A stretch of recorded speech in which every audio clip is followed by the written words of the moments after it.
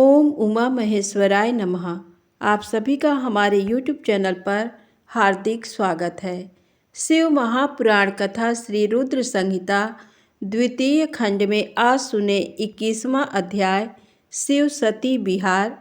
22वें अध्याय की कथा शिव सती का हिमालय गमन। 23वें अध्याय की कथा शिव द्वारा ज्ञान और मोक्ष का वर्णन। नारद जी ने पूछा, हे पितामह ब्रह्मा जी, शिव जी के विवाह के पश्चात सभी पधारे हुए देवी देवताओं और ऋषि मुनियों सहित श्री हरि और आपको विदा करने के पश्चात क्या हुआ? हे प्रभु, इससे आगे की कथा का वर्णन भी आप मुझसे करें। ये सुनकर ब्रह्मा जी ने मुस्कुराते हुए कहा, हे महर्षि नारद, सभी उपस्थित देवताओं को विवाहोपरांत भगवान शिव और देवी सती ने प्रसन्नतापूर्वक विदा कर दिया। तत्पश्चात देवी सती ने सभी शिवगणों को भी कुछ समय के लिए कैलाश पर्वत से जाने की आज्ञा प्रदान की। सभी शिवगणों ने महादेव जी को प्रणाम कर उनकी स्तुति की। तत्पश्चात उन्होंने भगवान शंकर से वहां से जाने की आज्ञा मांगी। आज्ञा देते हुए महादेव जी ने कहा, जाएं, लेकिन मेरे स्मरण करने पर आप सभी तुरंत मेरे समक्ष उपस्थित हो जाएं। तब नंदी समेत सभी गण वहां भगवान शिव और देवी सती को अकेला छोड़कर कुछ समय के लिए कैलाश पर्वत से चले गए।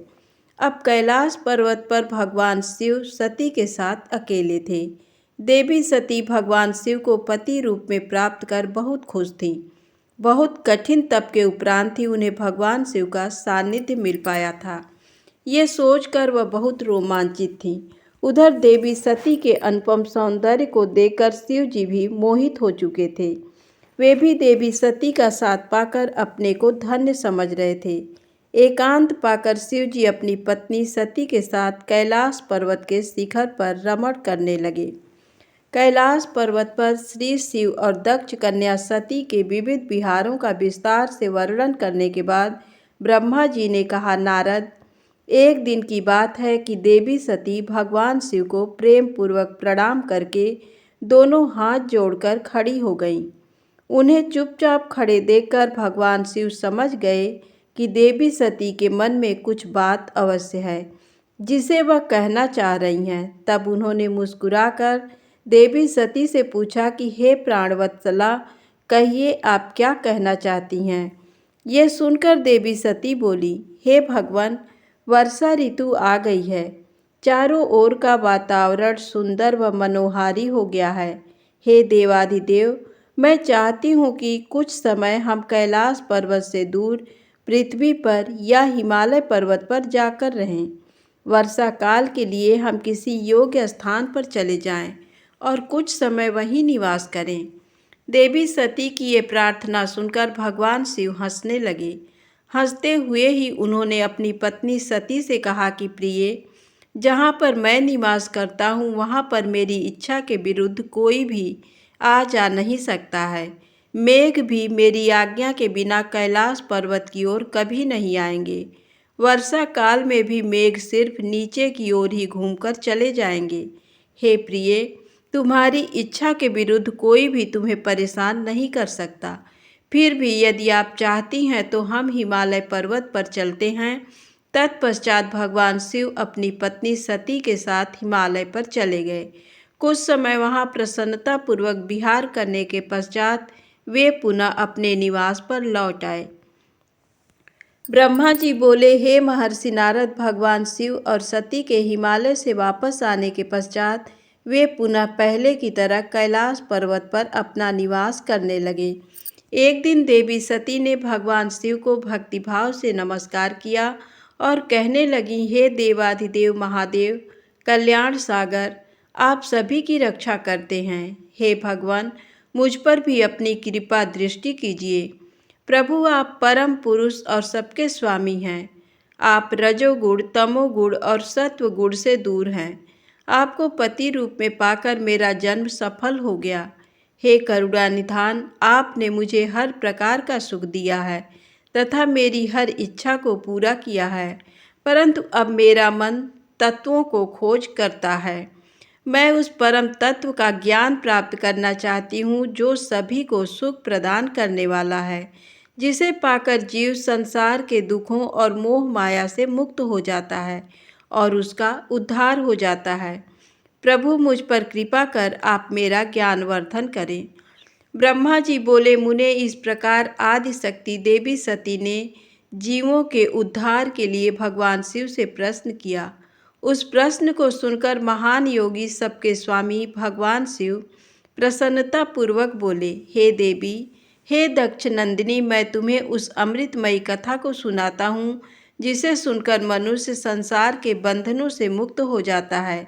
यही वह परम तत्व विज्ञान है जिसके उदय होने से मेरा ब्रह्म स्वरूप है।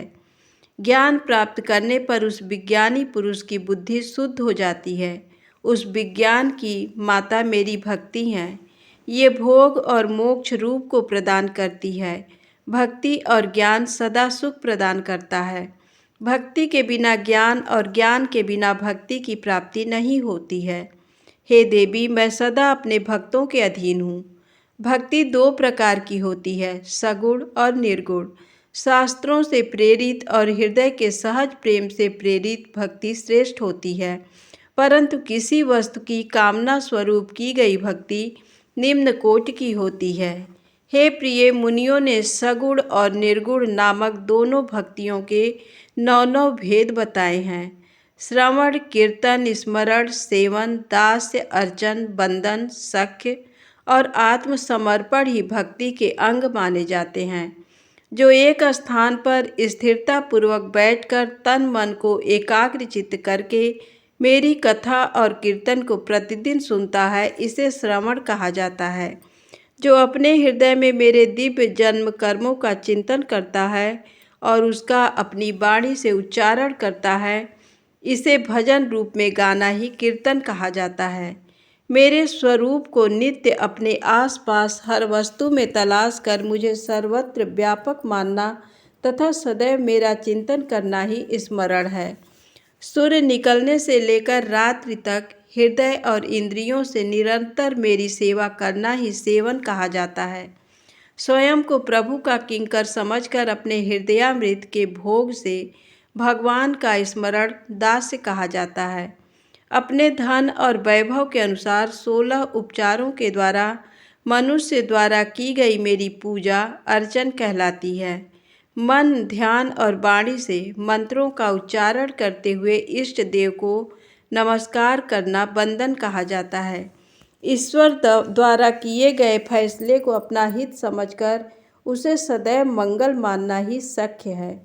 मनुष्य के पास जो भी वस्तु है वह भगवान की प्रसन्नता के लिए उनके चरणों में अर्पण कर उन्हें समर्पित कर देना ही आत्मसमर्पण कहलाता है।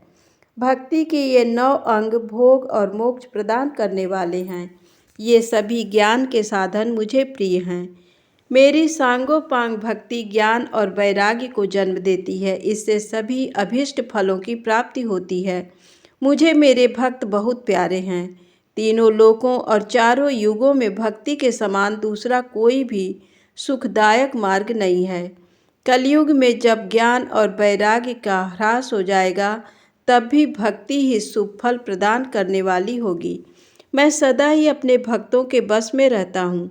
मैं अपने भक्तों की विपरीत परिस्थिति में सदैव सहायता करता हूँ और उसके सभी कष्टों को दूर करता हूँ। मैं अपने भक्तों का रक्षक हूँ।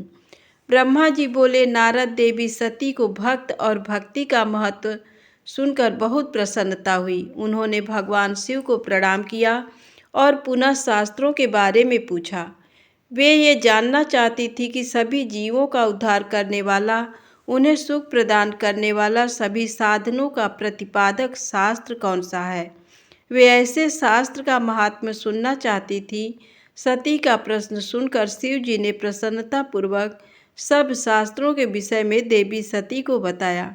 महेश्वर ने 5 अंगों सहित तंत्र शास्त्र, यंत्र शास्त्र तथा सभी देवी देवेश्वरों की महिमा का वर्णन किया। उन्होंने इतिहास की कथा भी सुनाई, पुत्र और स्त्री के धर्म की महिमा भी बताई, मनुष्यों को सुख प्रदान करने वाले वैद्यक शास्त्र तथा ज्योतिष शास्त्र का भी वर्णन किया।